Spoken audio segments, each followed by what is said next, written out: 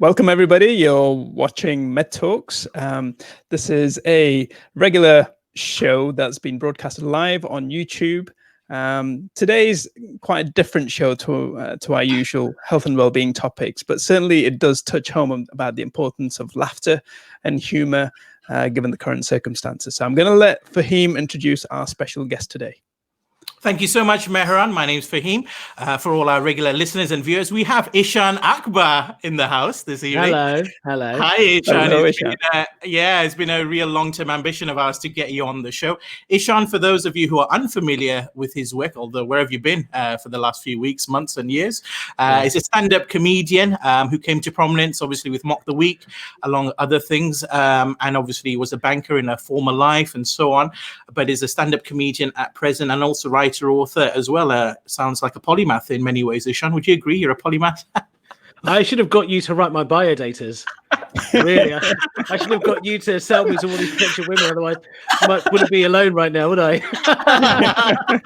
Well, there's still time. There's still time. There's always time, Eshaan. That's number one. And never give up.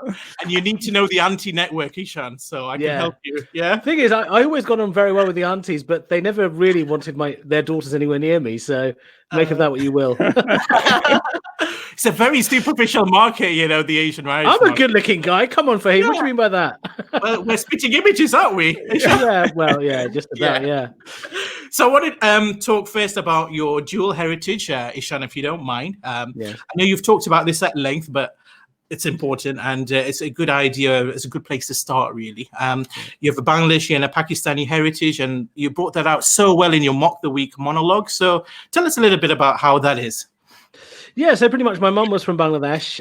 My dad is Pakistani, so Punjabi Pakistani. So I have got the kind of broadness and the size of a Pakistani, but the delicate nature of a Bengali. And my life has kind of transpired that way. And I've had the benefit, because they, cover across the Indian subcontinent, I've had to eat all the food just to find out which side I'm really have affinity with. So I've ended up in this size, but it's been great because they're two countries that were at war within our living memory. I lost family members. My mum lost family members in that war, but both sides have come together at a time when they didn't, in the early 80s, 9 years after the war, to actually get together, get married, have children, and build a happy life together. And I learned Bengali, I learned Urdu, I learned Punjabi, I learned Hindi. Then I spoke English. I learned Bhangra dancing. I like Kathak dancing. I do Tagore, everything. So I was very, very blessed that growing up, my parents made such a big deal of where they were from, and they both gave me equal kind of training in being both, really. So I see myself as both, not half. That's a good way of looking at it. But the acid test is, do you like naan, bread or rice, Eshaan? So Bhat. It has to be bhat. It has to be rice all the time. Come on now. Because even when you get some naan, they want chawal next to it, don't they? So it's got to be rice. Yeah, fine. That's your identity in a shortcut. I'm a rice man. You're a rice man, yeah. You look like a rice man to me. Well, to be honest, we all look like rice men here. But how was it growing up in East London? Because that's where the roots kind of blossom from, isn't it? When you guys were. Well, slightly. I mean, my mum especially was slightly loath to admit that she lived in East London, right? So we moved further and further away into Essex. And every time I asked my mum, why are we moving further away? She'd say, to get away from the Asian people. So that gave you a sense of what kind of my mum's attitude was to it. But, my mum wouldn't let me hang out necessarily with people in and around East London that much, which is why I ended up sounding like this. And then when I would go out into public and sound like this, I'd get beaten up. So my mum was always a bit like, let's raise you slightly differently. But what's nice about it is, East London is very much the hub of immigration, not just in London, but I'd say across the UK. But East London was where Jewish settlers came and Somalis, and now. So it's a real transient place. So to me, it's been fun to be able to also absorb all those various cultures as well, while simultaneously learning about the intrinsic nature of being Pakistani and being Bangladeshi at the same time. So, but unfortunately, it's a completely true story. I can't do a working class kind of East London accent. I auditioned for EastEnders and I got to 4 rounds, and in the 4th round they said, "Listen, we like you for the character, but you need to be a bit more Cockney. And I said, oh, don't worry, I was born in Whitechapel, I can do it. So I said, okay, come in. And I don't know whether it was nervousness or what. I walked out of the room. I came back and I was like, all right, mate, how's it going? And they were like, no. We don't know what that is. We think that's racist. So don't do that. So, I mean, moving on from East London, you went to a private school you've mentioned a lot. And I think schooling can be a really big part of our formative years. What effect did that private school education have on you? This is a good question. I often grapple with this because I was the poorest, brownest kid in my school, right? And I definitely stood out like a sore thumb during my time there. But I went to that school because, my mum went to a very elite private school and she just thought that it would be the right thing for me to do the same thing, notwithstanding the fact that they're in different countries. I think inherently, a lot of people who went to private school will say this, that they don't waste too much time in teaching you things like empathy. They give you a very good sense of eye on the prize, get what you want to. I remember when I was 13, I went to my boarding house master and said, look, Mr. Smith, I don't have very many friends. What do I do about it? And Mr. Smith said, well, Akbar, you're here to create opportunities, not make friends. I was like, okay, fine. Okay. Now I know where we're standing on this. But I think it's weird because, I'd come out of the school gates and there'd be Range Rover, then my dad's Honda Accord, then Range Rover. So I was always kind of trying to fit between both things. And of course, when I'd go back home and be members of my family, extended family, I'd be, the private school kid. But really, I was just like them. I just happened to be in this school. And when I got to school, so I never really fit in anywhere. And in a sense, it's a bit cliche, isn't it? That a guy that doesn't fit in anywhere becomes a comedian. But in a sense, this was kind of marked out for me that I would have an outsider view of everything. And, also my parents being opposite to each other in terms of the countries they came from. My mum was a Thatcherite. My dad was a Labourite. My life has always been spent in between these dualities and trying to make sense of the world. So I think it was probably a given that I'd end up in the position I am now. Like even now, I'm in the middle of a Bangladeshi and an Indian. You see, I'm always in the middle. The sandwich between us, Eshaan. Yeah, but do you think that's gone, Fame? Yeah, in terms of, obviously, I was interested, you have the Bangladesh and the Pakistan side, and a lot of people, second generation immigrants. I think we're all 80s guys who are on tonight. So did you have a lot of trips back and forth from Bangladesh and Pakistan? And did you pick up the culture in that way? Did that help? Or what was your actual affinity to those cultures? I would go to Bangladesh pretty much every single year, sometimes twice a year. I went to Pakistan once, that was in 1994, and I had the unfortunate experience of witnessing my brother getting conceived, but that's for another time. So I'd go to Bangladesh all the time. So I was very comfortable with it. And my dad's family, who were in London, I'd go to their house quite a bit, and my daddy would only speak Punjabi with me. So I was always surrounded by this. And, from my mum's side of the family in Bangladesh, a kalu of mine, an uncle of mine, he is like a Tagore expert. So he'd teach me about Tagore. I'd learnt Indian classical singing, and then I'd learnt Kathak. So I was always immersed in it. But at the same time, my mum was a big stickler for, say, Victorian literature. So she'd always make sure that I read Victorian stuff.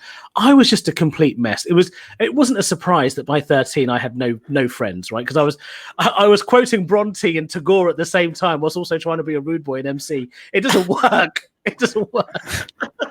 But that sounds like India under British rule, doesn't it? In terms it basically was.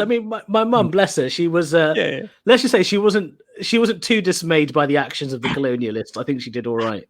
Yeah. Okay. Good. Well, good. We've got good background to you. I know time is a premium, so we'll move on to the different occupations you've had, Eshaan. Okay. Yeah.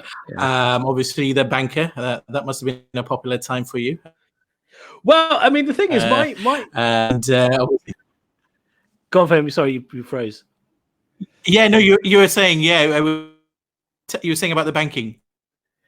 Yeah, so in a sense, my career up to this point is just me wanting to please my parents and eventually going on a downward spiral and not making it happen before I eventually became a comedian. I became a I moved into banking kind of by chance, really. I read economics at university, and that was never my intention. When I was 6 years old, my ambition was to become an ambassador. Now, you can imagine how that went down in primary school when the teachers were asking all the kids, what do you want to be? One guy says plumber, one guy says fireman, one guy says policeman. I come out with ambassador, and obviously my teacher's like, who the hell is this kid? So I fell into banking. I did that for 6 years. I did wealth management for celebrities. So I had loads of footballers, actors, actresses. They were my clients. And of course, it went down an absolute storm at parties in front of aunties. And they were like, oh, you know, banker or whatever. But to be honest, I kind of fell out of love with the thing very, very quickly. Because certainly on my mum's side of the family, they were all kind of devoted to public service. They all had very senior government positions or whatever it may be. So I then wanted to do the same thing. I started working in local government as a policy advisor to CEOs, and then I got headhunted for a banking job. And to be honest, I just wanted the money. That's the truth. And it just aligned with the fact that I could write at the same time. And then comedy started taking off, and luckily I found comedy slightly picked me, but I'm glad it did. And now here we are. So what was your channel to Bollywood choreography? Because that's me and Fahim were just fascinated how you ended up getting yourself involved in that. As I mentioned, you know, I'd done a bit of Kathak dancing when I was younger. I'd learnt some Indian classical singing, and really where it started, where you know, I was always the little chubby kid who would dance at a wedding, right? So I'd turn up on the dance floor. I'd be the first one. I'd dance, you know, to a bit of Jumma De, whatever it might be, and then it turned out like I had really good moves, and I could entertain the audience with my dances. So eventually this grew into me having a Bollywood troupe, and we'd do tours and we'd do melas. And when I was 18, I had an opportunity to go to India and do a bit more training. But my mum was very quick to shoot that down. But yeah, Bollywood dancing, even dancing to this day, is something I absolutely love doing. I then learned salsa, so I taught a bit of salsa. So dancing is something that's very much in my blood. And actually, yeah, as Fahim said before we started, I don't look like I have the physique of a dancer, but I certainly have the legs of one. I'll tell you that much. We can't question that, to be honest. I mean, exactly. We can't see your legs, so we can neither confirm or deny that. Just take my word for it. Yeah. Yeah, but in terms of obviously the different occupations, I guess there are numerous comedians out there. Obviously, Harry Hill was a surgeon, we all know that, and then he went into comedy and so on. At what stage do you think you'll want us to get rid of that, the former banker turned comedian, or is that something that's never crossed your mind? It's not something that's ever crossed my mind. And I think for a lot of people, you know, I did a podcast recently for Radio 4 where they mentioned that they think I may be the only comedian they can think of who had a career in the city in the way that I did. Jimmy Carr comes close. He was a marketing executive at Shell. But in terms of a bona fide city career, I don't think there are very many. So I think it will always be a point of interest. And yeah, it's very unorthodox. You don't normally think of, you know, I think those in the medical profession, you need to have a sense of humor because of the things that you're dealing with, often quite harrowing, quite difficult, and having a sense of humor is helpful. Whereas in banking, a lot of people are there with the prime purpose of making money, and actually even laughter is a waste of time. You know, if you're on a trading floor, that laughter for 5 seconds could knock £1 million off the value of whatever market it may be. So it's not a well-trodden path, but I think that because of that, it probably makes me that tiny bit more interesting, I think, to people. Do you think because of the fact that you've had quite variation, you're always exposed to, maybe not opposites, but you certainly had a mixture in terms of both at home and outside, and the fact that you yourself felt that you didn't really fit in a specific bracket, but it allowed you to experience and expose yourself to different environments, and then you felt, you know, perhaps comedy was always within you, and then it just flourished at one point. Yeah, I think so. I think, you know, I was always the funny guy amongst my friends. And I think in large part, to be honest, that was cultivated at home. You know, my parents would be obscenely racist to one another and obscenely funny with one another. And, you know, you had to survive. You know, if my dad said something, my mum had to have a quick clap back and vice versa. And so I grew up with this environment of people just having quite combative conversations, but in a funny way that made people love one another. And so I think that then happened. And, you know, when I became a banker, you know, I was the only Asian man in a building of 300 staff in the heart of Mayfair. So, of course, I'm going to be a slight misnomer to these people. And so the way to deal with any kind of difficulty was to be humorous. So I think all the kind of paths that I've trodden have required me to have a sense of humor to be able to make sense of the world around me. And I think it wasn't until comedy came knocking where I realized, oh, this is something that I've been doing my whole life anyway. So this is an opportunity for me to slightly professionalize this. So yeah, it definitely had an impact. Okay. And I've been following your work that you've been doing under lockdown. You've been trying to do podcasts in home, and it's been difficult for a lot of comedians to maybe get out there. They've had performances and shows cancelled and so on. And there's the whole thing with the coronavirus. It's obviously a very sad situation, the number of deaths, but comedians sometimes actually are a bit edgy and go across the lines and so on. I mean, how have you found it in terms of comedy material, maybe jokes at the moment, and just actually performing at present? I think the best comedy comes from living. And I think at the moment, living is hard. And I think a lot of people are living the same existence pretty much as everybody else. I think what people appreciate about comedians is that we live a life that's ever so slightly different, or even if it isn't, we're able to offer a perspective onto the life that everybody else lives. So I think certainly in terms of mining material, it's been difficult. A lot of comedians have been thinking about the impact of what we talk about when we eventually come off stage. Do audiences want to hear about what we did during lockdown? Do audiences want to hear the same criticisms of the government or praise, depending on which side of the fence you sit on? What will comedy look like at that point? Because actually, all of us, all audiences, will just be relieved to be out. And at that point, do you want to make political statements? Do you not want to make political statements? Do you want to be a bit more slapstick? So I think for all of us, there's a lot of thinking for us to do. I haven't been writing a tremendous amount of stand-up, as you said. I've been doing predominantly podcast and audio work. I do my radio show on the BBC Asian Network every other Saturday. So that's kept me busy. I do my podcast, which I'm going to talk about later, 9:29 for Fiverr. But I have written some things which I think will have some sort of cachet when we're out of this on the other side. But it remains to be seen. It remains to be seen when I go to a gig, say the joke, nobody laughs. And I thought, oh, okay, fine. That wasn't funny. You're right. So we'll see. But do you think because the sensitivity and the political correctness has always been there, hasn't it? Is it the fact that this pandemic has affected us in such a widespread way that it's actually made you take stock of those kind of things? Because it's always been there when. Yeah, slightly. I mean, I've always reveled in being slightly politically incorrect. I would say, I don't. I like treading the line a little bit, and I think what's interesting is the topics that certainly people like me, like lefties, I guess, to an extent, the kind of topics that we would drive ourselves completely mad about, no one's really talking about those things. The conversations around identity, the conversations around sexuality, and perhaps they are important conversations to have in those contexts. But from a comedic context, there was a lot of policing about the content that comedians were doing. And I think now we've reached a stage where we think, actually, when you strip everything away, the base level still exists, which is people just want to laugh. And if you want to hear a good political opinion, don't come to a comedian. We are professional clowns.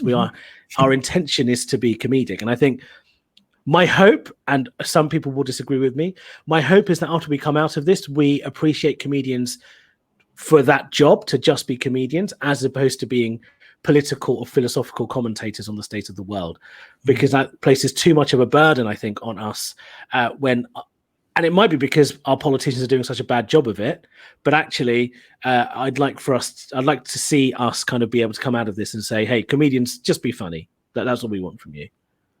No, I think that's a good way to look at it. I think some people, they expect a lot from comedians, almost as if to keep the government in check or broader things, maybe voluntary work that they do, supporting charity and so on. It seems like it's an almost impossible sort of burden. It can be, and I think it's not me shirking responsibility. I recognize that as my profile grows, people are going to be perhaps more interested in what I have to say and what I think, which is fine. And sometimes I make a rod for my own back by wading into topics that I know may be a bit more contentious. But my intention always is to be funny. That is always my prime intention. And I think we've slightly conflated the line between the intention of what a comedian is doing to what they're actually doing. So we'll see. It'd be interesting to see how the landscape of comedy changes over the next couple of years. So what's your plans for the future, Eshaan? especially when the restrictions start to come down. I know you've been quite active, as you said, on the audio front. We have been listening to a bit of your podcast, so it's kept us entertained, or at least informed anyway. Yeah. But what's on the horizon for you? So I've got a few things. There was some TV work I was supposed to be doing before lockdown started. So that's all been postponed to whenever lockdown is lifted. So I think there'll be a slew of things that you'll hopefully see me on your screens. I've been working on a novel, the novel based loosely on my parents' life and my mum's story. So that's something I'm working on. I've got a couple of sitcom deadlines that I'm working on as well, radio. And then hopefully once lockdown is lifted, I'd like to spend about 3 to 4 months getting back on stage, learning how to do stand-up again, getting comfortable in front of an audience, and then hopefully I will have built enough goodwill for people to want to see me on a tour. So let's see. I was supposed to go on tour with Kay Kurd in October, be his main tour support. We don't know what's going to happen with that. I anticipate he'll move that by 6 months or so. So that's probably going to take up some of my time as well. Great. And in terms of, obviously, we've got a health and well-being focus. I gather you're into exercise now. You're a exercise fanatic, or what are you now? I mean, listen. When Boris Johnson, when we first went into lockdown, and he said you're allowed at least one bit of exercise a day, I'll be honest, that was the first time I realized that exercise is probably important, right? Because even in the middle of a pandemic, this guy's saying you should go out and do some exercise. So that's when I first started walking. And I thought, oh, this is nice. I've never really walked without purpose, really. I've always walked to the shops and come back, or walked to the bus stop. It's always been with a purpose. I've never just walked for the sake of walking. This seems to be a very odd thing to do. So recently I started quickening the pace of my walks into a light jog. And just today, actually, I signed up to run 30 miles in June to raise money for Anthony Nolan, the blood cancer and stem cell charity. I just thought, hey, I think that's what I'll do. So I just, look, it's partly my health, which is I know that I just want to feel a bit healthier. The weight loss thing, if it happens, fine. I don't want to place too much pressure, but there's also a slight vanity thing. I just want to look a bit better, And I just think that, I'm already a 10 out of 10. Why not be a 12 out of 10? I think that's the best way to look at it, really. And obviously with fitness and exercise and food goes with it. Have you changed your diet at all, Eshaan, or what are you eating these days? I have. I mean, I've started intermittent fasting. From my eating windows from 1 till 8, I've really learned I've actually learned the value of hunger, and which fasting teaches you, which is if you're a bit hungry, it helps you burn some fat and use up some energy, and that's a good thing. You don't have to be full all the time. So I started that. I've added more spinach and mushrooms to my diet, and I drink more water. Spinach, mushrooms, and aubergines. These are the 3 vegetables that I really quite like. So I've added that and plenty of water. So beyond that, I haven't changed. But if you drink enough water and eat enough aubergines, you have less fried chicken. It just works that way. Yeah, that's true.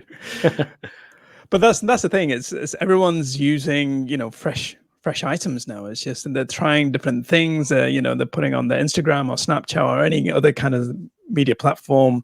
I think it's a good thing. I think people are really. I can talk for myself in terms of my kids. They're involved. They made some banana bread. They've made milk cake earlier today. So it's it's just things like that. It's just maybe not the most healthiest, but certainly. No, but it's good. I think also people have just learn to fall in love with their homes a bit and learn to fall in love with their fridge a bit.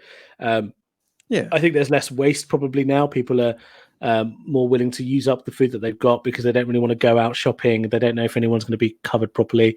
I think it's been a good thing in that regard. I hope it stays that way. Yeah. And you also followed Dina Begum, I think, don't you? She was actually on our show a few weeks ago, and it was really fascinating to get her involved in terms of the flavors, and I still haven't figured out why there's a plate of chilies next to a plate of food. But one day I will get there. The thing is, I'm so happy that Dina's doing what she's doing. At the beginning of this year, I had this real fire in my belly about wanting to talk about how great Bengali food is. There he is, Fahim's back. I wanted to do more work and talk more about how wonderful Bengali food is, because I've had the privilege of eating food from across the continent to quite an extent, and I genuinely believe that Bengali cuisine, true Bengali cuisine, is the best cuisine across all dietary disciplines. If you're vegan, if you're vegetarian, if you're carnivorous, yes, Bengali food has got something for you. If you're pescatarian, of course it does. So I'm so glad Dina's doing what she's doing, but keep your eyes peeled, because this is the hill I'm willing to die on, right? Which is that Bengali food is by far and away the best. So one day, hopefully, I'll do a cooking show about it. I will join you and down that hill, Eshaan, if needed, because I'm totally with you on that one. I spent a lifetime trying to convince people, but you don't need convincing on this. So absolutely. If you need someone to help you with that cooking show, Eshaan, can I plug myself? Do you know what's also great? Even if you've got a sweet tooth, Bengalis have got desserts for a lesser sweet tooth and an incredibly sweet tooth, and it's great. It's just the versatility of it is absolutely amazing. If you look at Fahim's recent trip to the dentist, they will tell you his mouth is just full of filling. So I think he's at the extreme end of his diet. What's your dessert of choice, Fahim?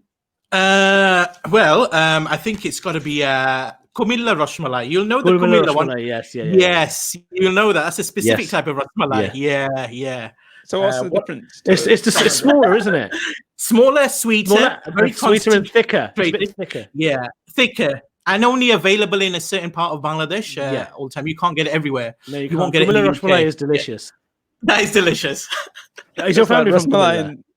No, they're not from there, but it's only about an hour and a half from Dhaka, isn't it? So if we're going somewhere on an excursion, we'll stop by there, pick up some of the desserts, and carry on. I mean, it beats the sort of roadside cafes in the UK, doesn't it? Absolutely. Mehran, what about you? Where's your family from in India? South of India, Bangalore. So South India's got good food. Oh no, So and my parents, they lived in Iran for a bit. They live in Saudi Arabia, so it's a real eclectic mix of food. So I'm going to say something controversial here. Go on.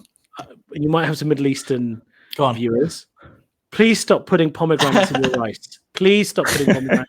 It's not enjoyable. Why do you do that? It's texturally all over the place. It's decoration. I don't like it. The thing is, you can't reheat it, can you? That's it. No, you can't. You have to eat it there and then. I don't know why it's there, basically. I don't understand. I mean, pomegranate molasses you'd like, Eshaan. If you put in pomegranate molasses, that's nice. Instead of pomegranate molasses are delicious, or date molasses. Anything. Date molasses, lovely. Yeah. Well, I think we could talk about food all session. It seems like. I mean, are you going to bring more of that into your comedy stuff, actual food and so on? I think there's a lot of mileage in that. It depends on the context. I mean, I never rule anything out. So if I find something funny about it, then certainly I absolutely will talk about it. If I ever I did my last gig before lockdown was an Arabs versus Asians gig, and I did talk about the pomegranates thing and had a go at all the Arabs that were there. And it all got a bit controversial and very fun.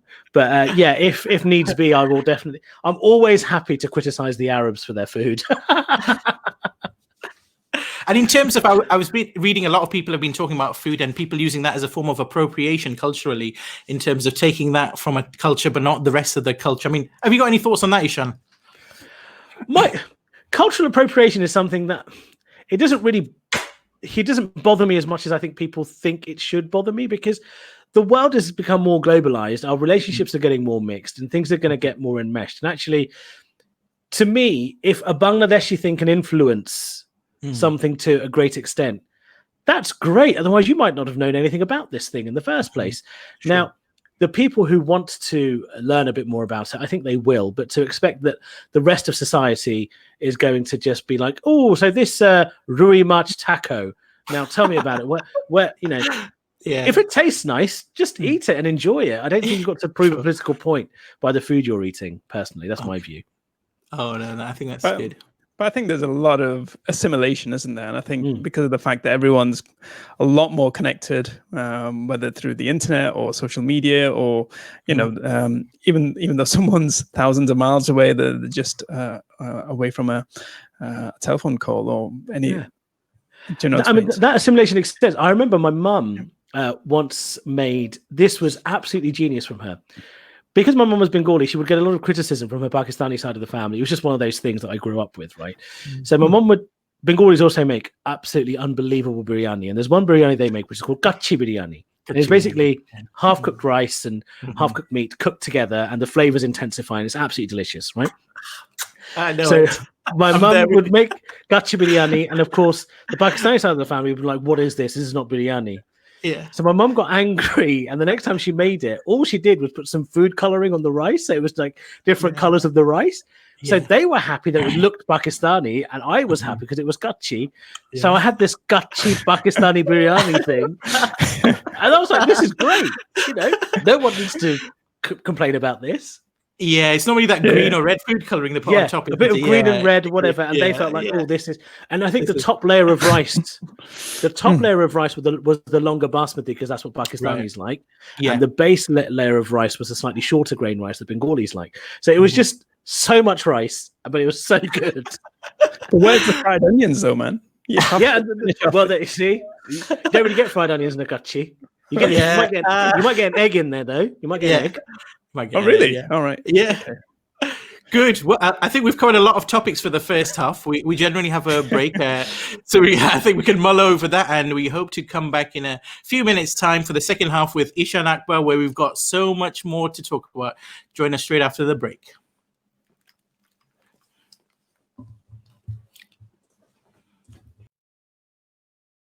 Hey, Eshaan. Hi. Sorry. Hey. Oh no! Don't worry. No. It's okay. Comilla rasmalai. Comilla rasmalai. Comilla rasmalai. Exactly. You know, the British version.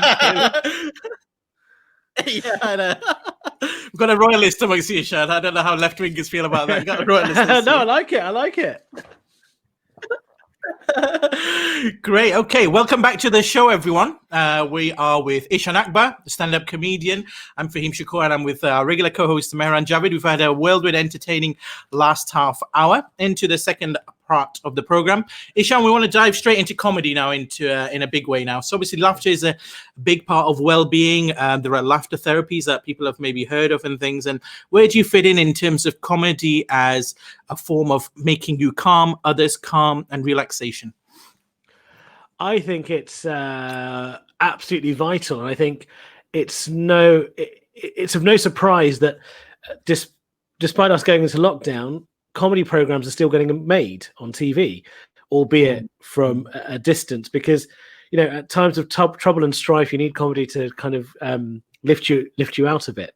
I guess the endorphins you release, the moment of being able to just escape from whatever reality you might be in at that time. So for me, I've always been very touched by people who have actually felt confident enough to come up to me to say, I've had a really bad week and you made me laugh, and that's great.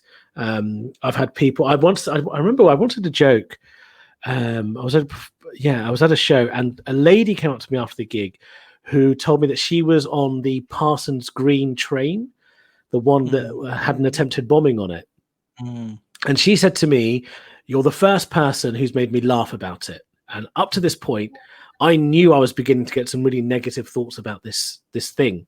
And you made me laugh about it, and now I feel so much more relaxed. And look, I'm not saying I'm some sort of messiah. Maybe I am. Who knows? But the fact that it can have that kind of impact on someone just goes to show the power of laughter, I think.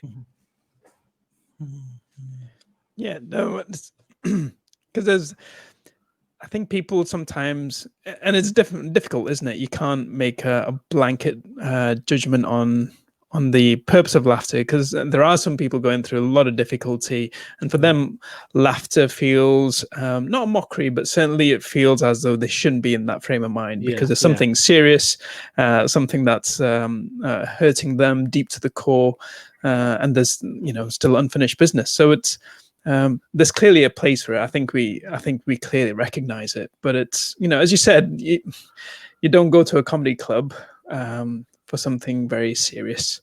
Yeah, I think you're right. There is a time and place, but also I think sometimes it's hard, isn't it, to give yourself up to something positive happening when you're in a negative mindset. It can be very, very difficult. I completely understand that. For me, I started comedy 2 months before my mum sadly passed away, and my first gig was 2 weeks after she died. And I know full well that comedy and me performing comedy has gone a great way to kind of, in a sense, saving my life. And I know and recognize that that will not be everybody else's experience. But one thing I will say about laughter is that it is one of those emotions that somehow finds a home across all extremities of the feelings we might find. You know, if something is very serious is happening, you know, a serious meeting, someone farts, it's funny. You know, I've been my own mother's funeral, but other people's funeral where somebody is, you know, wanting to say something nice and ends up letting out a big secret. That's very funny, you know, and you know those moments exist, and I think laughter is one of those things that you can't really help. You can try and control the fact that something makes you laugh. You know, you could go to a funeral and see someone fall down the stairs. Some people will run up to them and be like, "Are you okay?" Other people will be like, "That is hilarious that happened." So I think laughter can be quite powerful in that sense. But of course, I recognize that people have to let that in, and sometimes you don't feel capable of doing that. You touched upon obviously a sad part of your life, your mother dying, Eshaan. I think from what I read, that was roughly 5 years ago or so. And 6 years, 6 years, sorry, yeah. And if you're happy to talk a little bit about that, I mean, was the laughter the cathartic way you got better, or some people have different coping mechanisms, I guess? If I'm truly candid and honest about it, I probably haven't dealt with the fact that I've lost my mum. It was a cataclysmic event in my life. And me becoming a comedian and doing it has, I think, in a sense, helped me deal with it in a slightly different way. And I don't know if you've ever heard this analogy about grief before, but the way I see grief is there's a room, and in the room there's a button. And in that room, there's a button and also a massive ball. And that ball represents your grief. And when the thing happens, the ball is at its absolute maximum size. So it's always touching that button. When that touches that button, the pain you feel is relentless. And over time, as you live your life, things go into the room and the ball gets smaller. And the ball kind of bounces around that room. But every time it hits that button, the pain feels exactly the same. And I think what comedy did for me was it filled that room up much quicker. It filled it up, not because of the laughter of strangers, but because I was dedicating myself to viewing the world in a slightly otherworldly way. Because, you know, my mum passing away was so unexpected, and it felt so otherworldly that actually comedy was my way of making sense of it. So I'd be lying if I said, hey, you know, this is something I've completely dealt with, and I haven't. And I think for anybody who's going through particularly grief or anything like that, it takes time, and there's no right way of doing this, but you find ways that just give you a bit of peace. And for me, it happened to be comedy. And how did your family react to that, Eshaan? Because everyone's going to be dealing with grief in perhaps slightly different ways, especially when they feel as though perhaps you've moved on. So that's sometimes the misperception of what someone's doing and what someone's feeling. Yeah, I think it's very difficult, isn't it? I was very lucky that my dad's very supportive, and in a sense, also I've been very lucky that things have gone well in a relatively short space of time. So, as an Asian father, he's seen the fruits of my labor. So he's kind of thought, okay, fine, maybe this is a legitimate thing. I've seen you on television doing this thing, so that's helped. But I think that of course, there are people who I know who have been critical of my choice and critical of my decision making. And I recognize that sometimes people find it difficult to not let what other people say affect them. But really, I don't care, right? So it's my journey. It's my experience. It's my grief. I deal with it the way I wish to. And I, you know, if I was doing something that I knew was you could view was intentionally reckless, drinking, drugs, whatever it may be, and you could see me going down a dark garden path, I can understand your concern. But actually, I've tried to convert it into something positive. And really, I'm not here to pacify your grief or your perception of how my grief should be handled, because everybody's grief is their own, and they find the ways that they find most comfortable to deal with it. That's probably a much more combative answer than you expected, but I think it's... Shall I tell you why? I tell you why I said this. Because there was one particular auntie of mine who, about 3 months in, she said, look, I know you've started doing this comedy stuff, but the way to deal with your mum dying is for you to get married. And I said to her, well, I don't know if you know this, but I wasn't actually married to my mum. Like, it's not a straight swap. And that kind of just made me realize that how people deal with their stuff is the way they project it onto other people, which is fine. This is how I like dealing with things. So I think you should do the same thing. It's not for me. Just let me find my own journey, you know? Yeah, I think it's interesting you use that analogy. I can relate to some degree to that, and sometimes the person who's lost the partner can be said, "Why don't you remarry as well?" To try and so in terms of the journey of grief, I'd be interested how it's been different for your dad and your brother compared to yours, Eshaan. I think let's start with my brother. For my brother, it has been a crazy 6 years since my mum died. So he was in his final year. He was in his first year finals exams at university when mum passed away. Since then, he's graduated, he's trained as a teacher, he's met someone who he then married, and he had this relationship with his now wife, and she lived in the west coast of America. So for my brother, it's been, he's done a lot of stuff and he's lived life. And of course, all those points, graduating, finding love, getting married, moving out, they're pressure points where you expect your mum to be there. And we've dealt with those things. He's emotional in a different way to me. I'm a crier. He isn't. He's a philosopher. I'm not. So he kind of turned to books to try and understand what happened. My dad, our parents are, I don't know what they're built with, but they're incredibly resilient folk. And I think particularly when you're an immigrant, you've got to be resilient. You leave everything behind. You go to a country that you don't know people, you may not speak the language, and you build a life, and then you're able to extend values and opportunities to your children where they can then live the life that they wish to live. And so my dad, the first 6 months, he really struggled, but then, he devoted himself to his work. He learnt to cook. My mum was a typical matriarch in the sense that no one entered the kitchen. In fact, about 6 weeks after my mum passed away, my brother, myself, and my dad looked in the kitchen. We were like, can anybody actually cook anything? I mean, how are we going to survive? About 6, and my mum was one of those typical, for him, you'll understand, maybe too. My mum was where all the parties happened. She'd cook all the food. Everybody would come to your house. Yeah. So it was a very central part of my growing up. And about 5 years after she passed away, I went to this house party, and this auntie came to me, and she was very emotional. She was crying, and she said, every weekend we would be at your house. And after your mum died, we were just so worried about how you guys would survive, because she'd always cook, so we didn't know if you could. And then she said, but looking at you, it looks like you're doing absolutely fine. And I was like, oh, okay, thanks. Even when you were crying about my mum, you still managed to call me fat. Well done. But it's in an anti-way, the barbed comment, isn't it? Just it was nice. I guess it's interesting because it's sort of like a change in the culture. Like you said, my mum was the same, where that make all the food and everyone be around. And then I guess our generation, we maybe are losing that, and we maybe eat outside or something, and not so much as at home. Have you noticed something like that, Eshaan, as well? Yeah, I think so. And I think also, that this notion of entertaining people in your home. But I think I think our generation we're slightly worried about appearances too. And I know our parents were too, but they made do with their circumstances, and everyone kind of knew that, okay, if you live in a 1-bed flat, that's where you're at, fine. Whereas for us, I think it might feel like, well, actually, my parents are giving me all the opportunities, and this is where I live, and I'm a bit nervous, So I think it might have something to do with that. But also, it's hard work, isn't it? Entertaining people. It's hard work. Yeah, especially when they leave, yeah, exactly.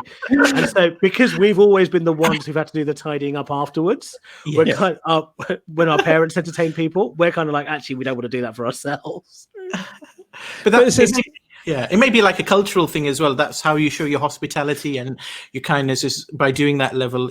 What they call the languages of love, isn't it? And acts of service and so on. I think it's in that South Asian maybe heritage. It's quite strong in feeding people, inviting them over. Is that something that seems like you had in your upbringing? Oh yeah, absolutely. I mean, it was, and even we were saying that during this particular pandemic, had my mum been alive, I would be in a car dropping food off to all parts of London. And she would absolutely revel in that. We'd have a big handy in the back, and she'd make sure it was wrapped up properly so it stayed warm for the long journey. And then, it's definitely something that's ingrained in their culture for sure. Yeah.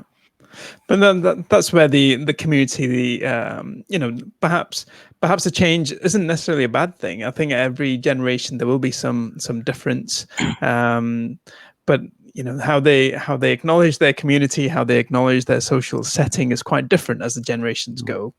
Because even though you may not have house parties, but you clearly feel as though you've got that sound social network and a circle of friends. Yeah, and also I think that, as you say, Mehran, the nature of our interactions with people has changed. For our parents, that was the base of their interaction. It was at each other's houses or at the community centre. Whereas, because we're raised here, we have friends from various different communities, or we might go to the pub, or we might go to the park, or we might go to wherever. So having that kind of thing around the house isn't necessarily a part of our culture in the same way. So, yeah. Good. Yeah, I must add though, I did come to this country when I was 9 years old. So I still did you? remember right. Yeah, I still remember the first time I saw a cash machine and money came out. I was like, wow. Yeah. I've never seen that one before. I always prefer the cash machines in Bangladesh because they're air conditioned. There's a guard. Yeah, you're inside. Guard. Yeah. It's all really lovely and safe. I'm like, these are how cash machines. Have you seen our grotty cash machines? They're shit. Gosh. Tell us a bit about some of your recent travels, Eshaan, to Bangladesh then. I mean, obviously, I think for some of the listeners and viewers out there, because we're not traveling anywhere at the moment, we want to be reminisce a bit about some good travel times that you've had. And apart from just mosquitoes biting you, that we want some good positive news maybe about Bangladesh trips. But Bangladesh is it's Dhaka has been a rapidly developing city over the years, and every time I go, and I think a lot of people who, particularly from South Asian, African, even East Asian countries, will attest to this, that the pace of development is absolutely remarkable. You go in there and there's a different building and different amenities available to you. It's a hugely populous area, Dhaka, densely populated, very warm, but it's just end-to-end fun. You're woken up at 5:30 in the morning, either from the azan, the call to prayer, or the crows crowing, and then you wake up, everything smells delicious. You go down to the street. I like traveling by rickshaw and, baby taxi if it moves, but obviously my parents are like, no, you have to take the car, all this stuff. And the food is great. The people are great. There's noise everywhere. There's also people just standing. It's just, every year I've been, the same few guys standing around the same corners, staring at the same people in the same. I'm just like, how do you? For 20 years, I've seen you on this corner with your hand on your waist in a teapot formation, just staring. What are you looking at? And sometimes you just want that stability. You're like, I like this guy. He's always going to be here. Yeah. And then there's also, some of your listeners who are listening in the UK might think that this is a bit insensitive, but you really get a lot of affinity for some of the beggars that are there, right? Because there are some beggars who've been around for decades doing the same spiel, same shtick. Their arm is just tied behind their back and they're like, oh, I've only got one arm, help me. And you're like, you're still here. It's so good. But I love going to Bangladesh, and the pace of change has been, what's happened is I used to be the cool, kid from London. With the money.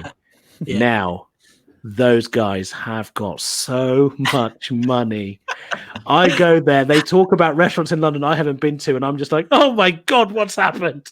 I thought I had the power, but they know everything. Yeah, they're not expecting presents from you anymore. No presents. I don't go with any presents. They've got Body Shop or whatever else they need there. I think that's interesting because it's that level of affluence which is parts of Bangladesh has, and I think sometimes living in the UK, you come across the slums and things that aren't working well, the flooding and the mosquitoes, as I mentioned, but that actual infrastructure isn't actually portrayed to the rest of the world. No, it isn't. I mean, the I wouldn't even call them the liberal elite. They're very much the conservative elite of Bangladesh, and the liberals kind of move abroad. And they, as I know, as one of my family friends has done, buy 5-floor penthouse houses in Baker Street, and you're like, okay, well, I'm still trying to pay my mortgage on my 3-bed semi, so you enjoy that. I'm conscious we're running out of time. There are two things we want to catch up with you about, Eshaan. Any upcoming comedians? Because I've been following on Twitter. There is, Fumbi Amatoyo. He's some of the stuff was just hilarious that he was doing. any comedians for us to be wary of? And yeah, absolutely. So check out Adam Rowe. He's got a special coming out in 2 days' time. He's a Liverpudlian comedian. When you call them Liverpudlian, they're basically Asian, aren't they? So Adam Rowe, Kurdish guy, he's written on some great shows during lockdown. He wrote on Charlie Brooker's Antiviral Wipe. He wrote on Jamie Redknapp's new show on Sky. Check him out. He's got lots of good content. Dane Baptiste, Tez Ilias, all these guys, Rob Mulholland. Check all these guys out. They've got good social media presence, and they're all worth your time. All very different in flavor, but all very, very funny. Yeah. But I must say, I do love Milton Jones. It's something about his persona. The kind of you start laughing before he actually said anything. Absolutely. Kind of... But I think Milton would be feel very hard done by if I called him up and coming. Okay, well, yeah, no, that's true. That's true. So we had some questions about the podcast. That's true. Well, let's. Absolutely. Let's talk about 929. Obviously, it's your new podcast sponsored by Fiverr.com. And first of all, how did you get that gig, Eshaan? Why is it called 929 apart from being less than 10 minutes? And tell us a little bit about it. I've listened to a few of them. It's quite interesting. Yeah. So I was approached by Fiverr, which is a global freelance recruitment agency. They wanted to do a podcast where they interviewed the great and the good from around various industry from across the world to impart a key business lesson to their listeners. And yeah, they just got in touch with me. I think they'd known that I'd had a bit of a banking background at the time. I was doing a lot of stuff for Radio 4. I had a modicum of success with my podcast, but Where Are You Really From on the BBC Asian network.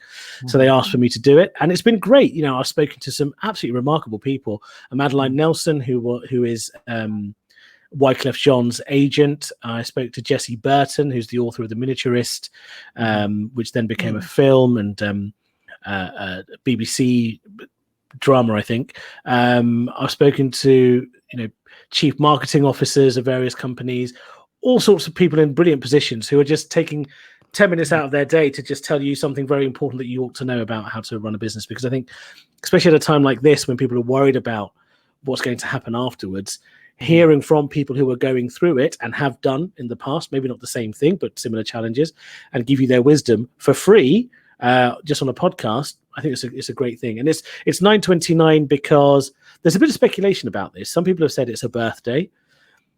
Some people have said that someone did some research which said that 9 minutes and 29 seconds is the peak learning consumption time from a podcast, apparently. There's all sorts of speculation, but we have aimed to make sure each episode is 9 minutes and 29 seconds long. Yeah, good. Yeah, so no conspiracy theories on the time. They're not Illuminati linked to something, no? Okay. No, I just don't know. It just doesn't roll off the tongue as much. I did say to them, I don't know how I feel about fronting a podcast which has that kind of structure, given the association with people of my color and the number 9/11. So I don't want to necessarily want to do something, but they assured me it had nothing to do with anything else, so it was fine. But it's certainly important, though, isn't it? Because I guess it's sharing information. It's a bit of education. It's a snapshot from people in the know. But there has to be a point where an individual has to make that choice about taking that calculated leap of faith.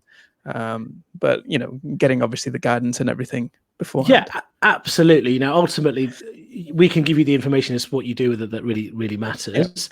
Yeah. But we hope that people will feel inspired by saying, "Hey, if I've got, the founder of a company, multi-million pound company, just telling me that this is what worked for them, and it's very basic, simple stuff. Yeah. Hey, I should be able to do the same thing. Maybe I might not make $1 million, but I can certainly apply that into my life. So it's been good for me as well. And I think I've been productive because of it, because I've stolen these ideas from these guys and been like, hold on, you've got multi-million pound business. Maybe I can write some jokes.